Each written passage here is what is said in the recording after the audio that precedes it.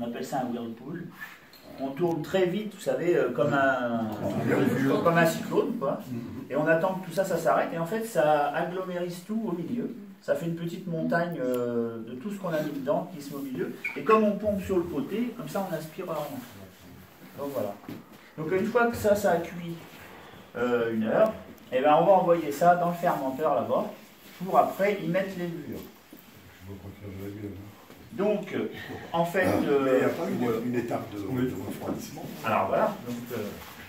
il y a un monsieur qui suit là. Voilà. C'est pour ça qu'il y a l'échangeur à plaques. Alors l'échangeur à plaques, vous savez comment ça marche? En fait, la bière là, donc on va la faire passer. On va la faire passer comme ça. Donc l'échangeur à plaques, il est là. Toujours avec la pompe. La bière va passer par ici et va ressortir par là avec un tuyau pour aller dans le fermenteur là-bas. Et ici, dans le sens inverse, je vais faire passer de l'eau froide. Et en fait, il se crée un échange de chaleur. La bière ressort froide, on va dire, enfin plus fraîche, et l'eau ressort plus chaude. C'est juste ça. Donc après, on joue avec le robinet pour que ce soit. Donc là, il faut qu'on la ressorte à 25 degrés. Donc on passe de 100 à 25 degrés. Elle ressort instantanément à 25 degrés. Vous avez un débit de combien alors? On ne sait rien, moi c'est le robinet. Après voilà, on calcule. Bon, ça consomme un peu d'eau. Hein. Ça consomme plus d'eau que de bière. Hein, quand même. Ils ont réchauffé, vous en faites quoi? Comment? Ils ont réchauffé, vous en faites quoi? Bah là pour l'instant je la jette, mais il faut que je trouve un système pour la rejeter. Parce que il faudra une cuve et puis la réserve avec et après il faudrait la remonter. On y a pensé, mais bon, ça va venir. Une douche. Et les drèches, vous en faites quoi? Alors les drèches, ça fait pas. Bon, les drèches, moi je les mets dans les champs. Oui. Bon, après c'est un truc qui compte. Sinon, c'est aux animaux.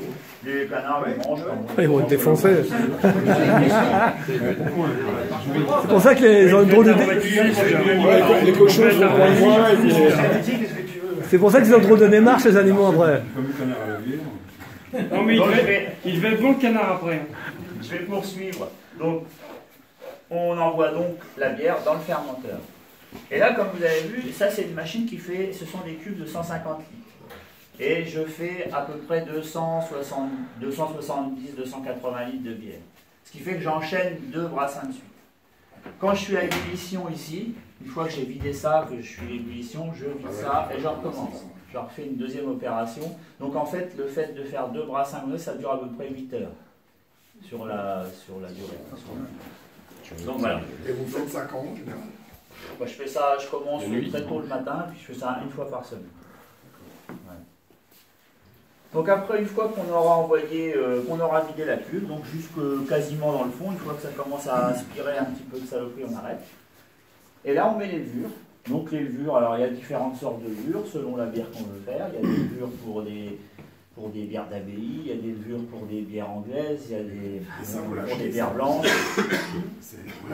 Ah oui, la levure, je l'achète. Bon, les puristes la font, hein, il suffit de la récupérer puis de la faire prospérer un peu. Mais bon, il faut faire attention parce que c'est assez pointu, puis il ne faut pas l'infecter. Là, c'est la fin.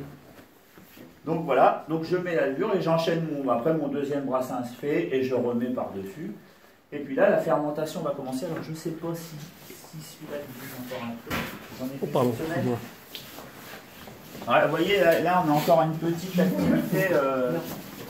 Vous voyez, là, il y a une petite activité. Parce qu'au début, il y a une énorme activité. C'est-à-dire que les levures, elles vont consommer de l'alcool. On appelle ça c'est les levures. Oui. Les levures, en fait, une fois en fait, la levure, il en faut à peu près 100, c'est en solide, hein, c'est des granulés. Il nous en faut 120 grammes à peu près pour ça. Comment? Voilà. Alors en fait, on la met dans une casserole déjà pour qu'elle se développe. Et une fois que ça commence à se développer, on la met carrément dans la bière. Et là, la levure, elle va commencer à examiner un peu le milieu. Et puis, dès qu'elle va commencer à s'y trouver bien, elle va se multiplier, c'est des milliards de cellules. Et alors, en fait, au début, il y en a partout, on en voit partout dans la cuve. Et elle commence à manger le maltose. pour le transformer en alcool. Donc, il y a une grosse activité parce qu'il y a un gros rejet de gaz carbonique. Ah, donc elles vont manger le sucre, produire de la chaleur et rejeter du gaz carbonique. Donc ça, c'est la fermentation, elle va durer à peu près 15 jours. Alors donc au début, avant de mettre au moment où on met en fermenteur, on prend une densité, c'est-à-dire que c'est le poids de sucre dans l'eau. C'est ça qui va déterminer notre degré d'alcool à la fin. Parce qu'en fait, on a cette densité-là qu'on appelle la densité initiale, et à la fin, quand la fermentation sera finie, on aura une densité finale. Et ça, on le connaît au départ dans la recette. Si vous voulez, quand je fais ma recette au départ, je sais que il faut que ma densité initiale, c'est moi qui l'a fait. Hein. Si vous voulez, si j'ai trop de sucre, je remets de l'eau. Si j'ai pas assez de sucre... Vous voulez obtenir tel degré d'alcool dans votre recette, vous mettez tant de levure. Alors déjà, tant de malt au départ. Non, les levures, c'est pas trop elles qui vont... Si vous voulez, après, moi, quand je vais calculer ma densité, c'est-à-dire le poids de sucre dans l'eau, je vais voir si je suis trop ou pas assez. Si j'ai trop, j'en rajouterai de l'eau. Alors, il ne faut pas qu'il y en ait 50 litres. Si vous n'en avez pas assez, vous rajoutez de la levure. Comment? Si vous n'en avez pas assez, vous rajoutez.